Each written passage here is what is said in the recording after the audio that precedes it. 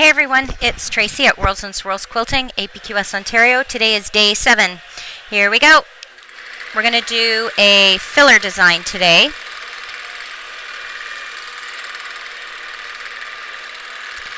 And it's just sort of an almond shape or a leaf shape. This is going to end up looking sort of wood grainish.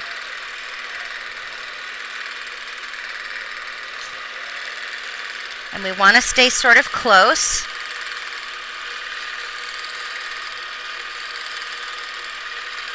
And you're just going to travel in and travel out. So in, back out, and follow the line back around.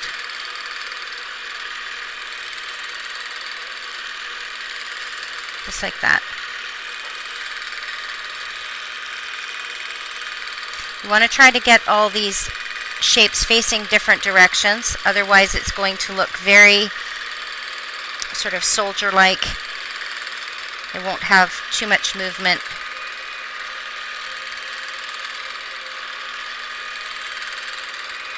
And when we want to travel from one area to the other, we're going to use echoing or scooching in the ditch. Like that. So if this were pieced and that was your seam line, you could certainly get yourself tucked in there.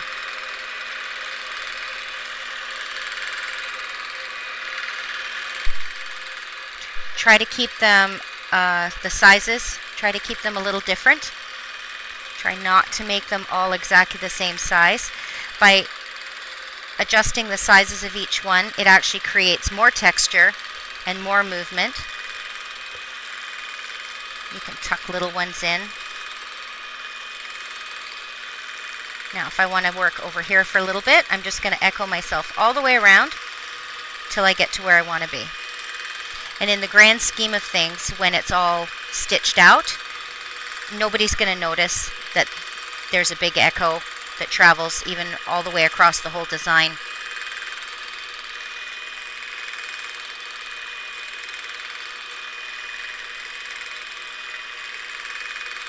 This would look great actually in a matching thread, just as texture in a background. I'm trying really hard not to get that S-curve on this. My muscle memory really wants to put a little flick on that and make it a pretty little leaf, but I'm trying to keep it more wood grain or almond shaped to keep it sort of less feminine.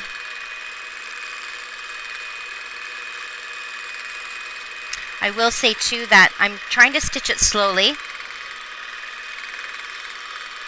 so we don't get too much vibration. I naturally quilt very quickly and I've got the machine set up pretty slow, so my stitches are pretty big, bigger than what they would be if I was stitching on a quilt.